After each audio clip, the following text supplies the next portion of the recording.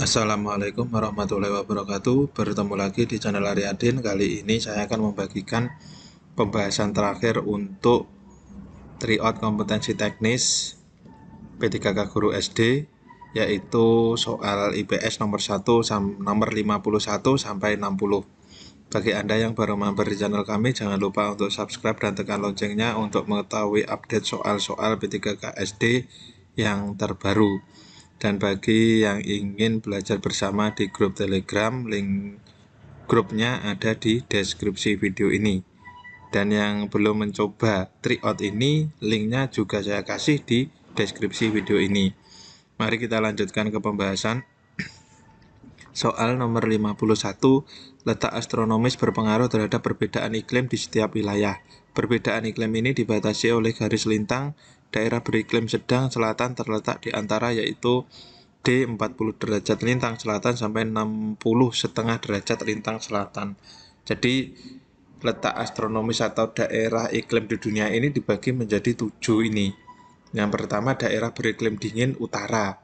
Ini terletak di kutub utara jelasnya. Ini di antara 60,5 derajat lintang utara sampai 90 derajat kutub utara. Sedangkan beriklim sedang utara itu terletak di antara 40 derajat lintang utara sampai 60,5 derajat lintang utara. Daerah beriklim subtropis utara terletak di antara 23,5 derajat lintang utara sampai 40 derajat lintang utara. Daerah beriklim tropis terletak di antara 23,5 derajat lintang utara sampai 23,5 derajat lintang selatan. Ini daerah khatulistiwa. Jadi Indonesia ini berada pada daerah iklim tropis. Yang kelima, daerah beriklim subtropis selatan 23,5 derajat lintang selatan sampai 40 derajat lintang selatan. Yang keenam, daerah beriklim sedang selatan. Nah, sesuai di soal ini, daerah beriklim sedang selatan ini di antara 40 derajat lintang selatan sampai 60,5 derajat lintang selatan. Sedangkan daerah beriklim dingin selatan terletak di antara 60,5 derajat lintang selatan sampai 90 derajat kutub selatan. Selanjutnya soal nomor 52. Letak geologis suatu negara dapat diartikan sebagai letak negara tersebut berdasarkan keadaan bebatuan yang ada di dalam perut bumi. Yang bukan akibat dari letak geologis Indonesia tersebut adalah, yaitu yang A, Kepulauan Indonesia memiliki banyak keragaman flora dan fauna. Ini ada 5 akibat dari letak geologis Indonesia. Yang pertama, Kepulauan Indonesia memiliki banyak gunung api yang aktif. Jadi letak geologis ini pengaruhnya atau akibatnya dari letak geologis Indonesia ada 5 ini. Yang kedua, laut di bagian Indonesia Barat dan Indonesia Timur dangkal. Jadi kan yang di sekitar Sumatera Barat, Kalimantan, dan selatan Pulau Papua itu kan lautnya dangkal. Hanya yang ada di tengah di sekitar Makassar, di sekitar Sulawesi yang merupakan laut dalam. Yang ketiga, Indonesia menyimpan banyak barang tambang mineral. Ini contohnya kan banyak timah, nikel, besi, dan lain-lain. Yang keempat, wilayah Indonesia termasuk daerah yang labil dan sering mengalami gempa bumi tektonik dan vulkanik. Nah, ini di sepanjang Sumatera, Jawa itu kan karena ada lempeng tektonik itu. Yang kelima, pegunungan di Indonesia merupakan rangkaian pegunungan muda sirkum-Mediterania dan sirkum-Pasifik. Jadi kan ada gabungan pegunungan dari Samudra Pasifik ke Samudra Hindia atau Samudra Indonesia. Soal nomor 53, Kerajaan Sriwijaya berdiri pada abad ke-7. Nama raja pertama Kerajaan Sriwijaya adalah, jawabannya adalah E. Srijaya Negara. Kerajaan Sriwijaya berdiri pada abad ke-7 dengan raja pertama Srijaya Negara dan mengalami masa keemasan pada saat diperintah oleh Raja Bala Putra Dewa, putra dari Samaratungga pada abad ke-9. Jadi Bala Putra Dewa ini bukan raja yang pertama tetapi raja pada saat masa keemasan. Soal nomor 54, faktor yang menyebabkan Indonesia dijajah secara garis besar dibedakan menjadi 2 macam, yaitu faktor internal dan faktor eksternal. Di bawah ini yang merupakan faktor internal adalah, yaitu yang C, rakyat mudah diadu domba. Faktor ini ada 2, faktor internalnya antara lain Sering terjadi peperangan antar kerajaan, konflik kepentingan, rakyat mudah diadu domba, dan sumber daya alam maupun sumber daya manusia yang melimpah. Sedangkan faktor eksternal ini antara lain terjadinya perang salib, ekspansi, perluasan wilayah jajahan, visi mencari kekayaan, kejayaan, dan penyebaran agama lebih dikenal goal, glory, dan gospel, pencarian rempah-rempah, pembuktian ajaran Kopernikus bahwa bumi itu berbentuk bulat, dan perkembangan ilmu pengetahuan dan teknologi. Jadi yang merupakan faktor internal salah satunya yaitu rakyat mudah diadu domba. Soal nomor 55, Adi memiliki uang Rp300.000, berencana membeli sepasang sepatu dengan kisaran harga Rp250.000. Namun masih belum memutuskan sepatu merek apa yang akan dibeli. Dari kasus tersebut merupakan contoh dari yaitu yang B, permintaan potensial. Permintaan potensial yaitu permintaan atas suatu barang atau jasa yang didukung dengan adanya kepemilikan sejumlah uang atau kemampuan daya beli, namun pembelian atas barang atau jasa tersebut masih berupa rencana membeli karena adanya beberapa alternatif barang atau jasa. Orang yang mempunyai kemampuan untuk membeli ini biasanya menjadi sasaran iklan untuk mempengaruhi agar mereka melakukan pembelian atas produk tertentu. Jadi permintaan potensial ini masih ada kemungkinan untuk membeli. Misalnya seorang yang memiliki uang Rp300.000 berencana membeli sepasang sepatu dengan kisaran harga Rp250.000, namun masih belum memutuskan sepatu merek apa yang akan dibeli. Jadi uangnya itu bisa lebih. Jadi ini bisa dimanfaatkan oleh orang yang atau biasa sales itu. Jadi ini merupakan caranya untuk mau membeli itu merupakan permintaan potensial. Jadi uangnya itu sudah melebihi harganya, tetapi untuk mereknya sendiri masih ragu.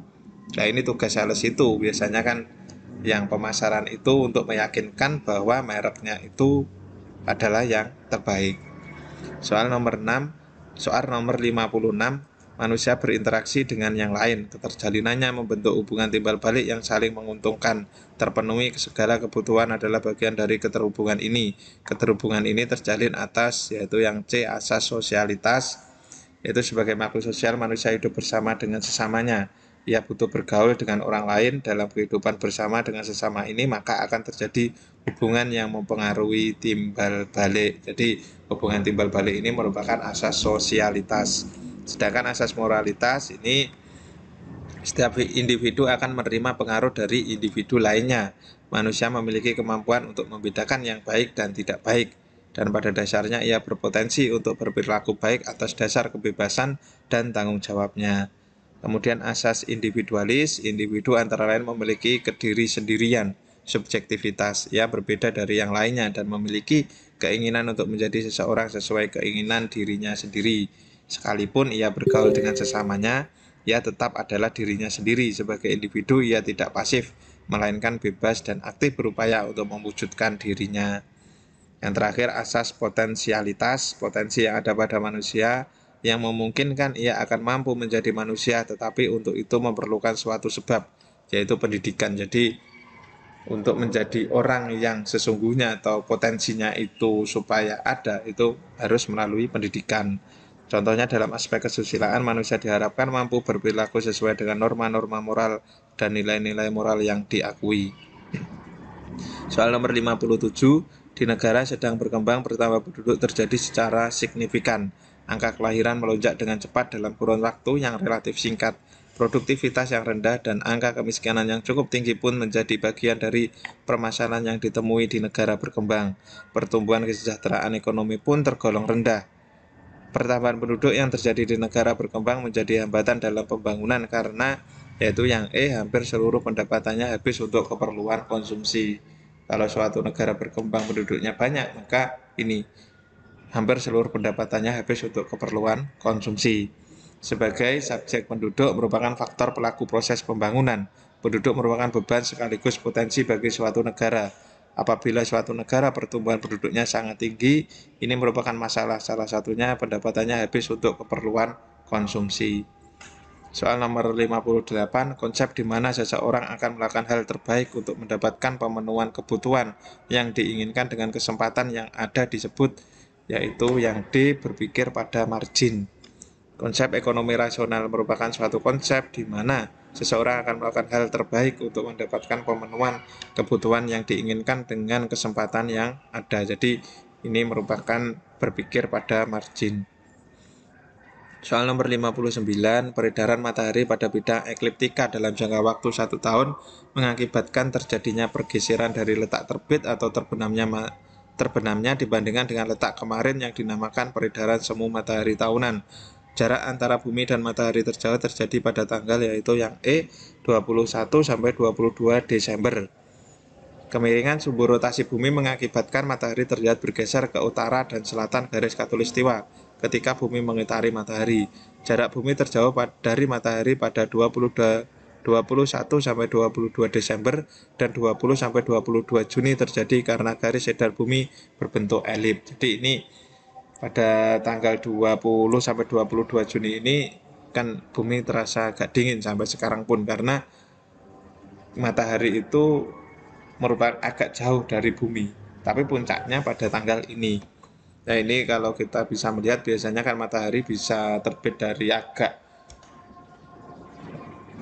timur laut sama tenggara sana. Jadi nanti ada pas di tengah-tengah juga ada yang sebelumnya ini rame di Janiponto yang matahari terbit dari utara itu sebenarnya bukan dari utara tapi karena akibat revolusi bumi ini. Soal terakhir nomor 60, perlawanan gerakan di bawah tanah atau ilegal muncul akibat terlalu kuatnya pemerintah Jepang menekan dan melarang golongan oposisi. Gerakan nasionalisme yang ada ternyata tidak mampu menandingi kekuatan pemerintah Jepang. Oleh karena itu, beberapa perjuang nasional mengambil jalan melakukan gerakan di bawah tanah atau ilegal. Kelompok Persatuan Mahasiswa yang terdiri atas mahasiswa kedokteran bermarkas di Jalan Perapatan nomor 10 Jakarta adalah yaitu kelompok Ikadai Gaku. Ada 5 kelompok di sini. Yang pertama kelompok Sultan Syahrir, yang kedua kelompok Kaigun, yang ketiga kelompok Sukarni, yang keempat kelompok Persatuan Mahasiswa yang terdiri atas mahasiswa kedokteran Ikadai Gaku, dan yang terakhir adalah kelompok Amir Saripudin. Cukup sekian penjelasan dari saya, ada kurang lebihnya saya mohon maaf. Untuk video lain bisa ditonton di 2 video atas ini.